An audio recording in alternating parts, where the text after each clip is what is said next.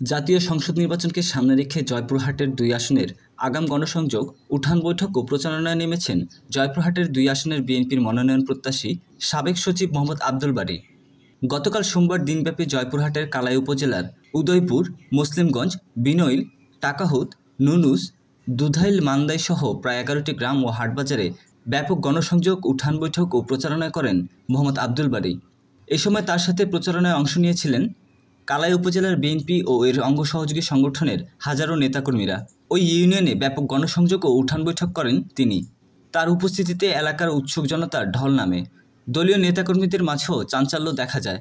গণসংযোগ ও উঠান বৈঠককালে তারেক রহমানের ৩১ দফা উন্নয়ন ও সমৃদ্ধির ভিত্তিমূল তুলে ধরে আগামী সংসদ নির্বাচনে ধানের শীষ প্রতীকে ভোট দেওয়ার আহ্বান জানান জয়পুরহাট ২ আসনের বিএনপির মনোনয়ন প্রত্যাশী সাবেক সচিব মোহাম্মদ আব্দুল বারী। এই সময় অন্যান্যদের মধ্যে কালাই উপজেলার উদয়পুর ইউনিয়ন বিএনপির যুগ্ম আহ্বায়ক সহকারী অধ্যাপক মোহাম্মদ আব্দুল আলিম, বীর মুক্তিযোদ্ধা মোহাম্মদ মতিন সরকার, উদয়পুর ইউনিয়ন বিএনপির সাবেক সাধারণ সম্পাদক মোহাম্মদ আলী, বিএনপির কেন্দ্রীয় যুবদলের নেতা মেহেদী হাসান সহ হাজারো দলীয় নেতাকর্মীরা গণসংযোগে অংশ নেন।